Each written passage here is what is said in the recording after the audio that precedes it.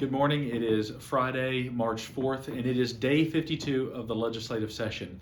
This past Wednesday was crossover day, so any bills that failed to leave their house of origin by Wednesday are now officially considered dead for the 2022 legislative session.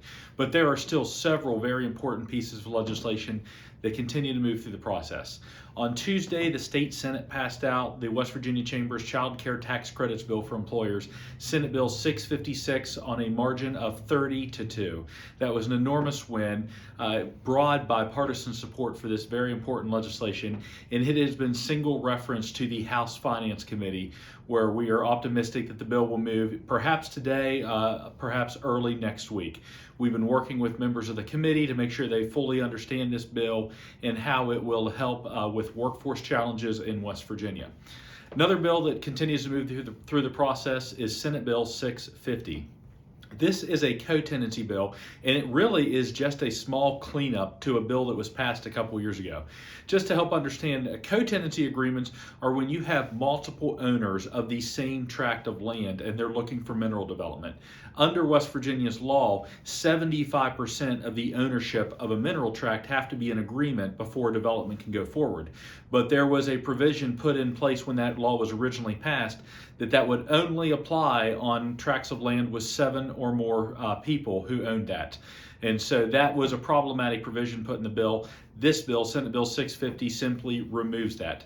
Now, as a fun fact, there was a public hearing called for that bill this morning. Nobody showed up. The bill continues to quickly advance through the legislative process.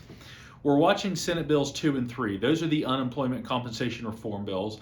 The West Virginia Chamber has been supportive. They passed out of the Senate a few weeks ago, and now that it's crossover day, the House is turning their attention more towards Senate bills. So we're trying to figure out what the status of those bills are, just to see if there's enough support in the House to get them moving, and they both are single reference to the House Finance Committee as well.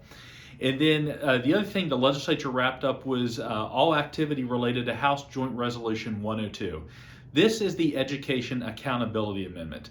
And so this had to pass both the House and the Senate with 2/3 support. It did, and it will now go before the voters for this November's ballot.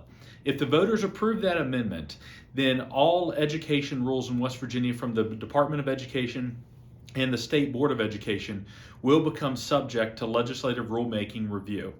Every other agency in West Virginia has to go through rulemaking review as it currently stands, except rules from the Education Department. And that is because of a Supreme Court decision in the 1980s called the Heckler decision. So this amendment, we were happy to see it pass the legislature. It now goes before the voters for this November ballot.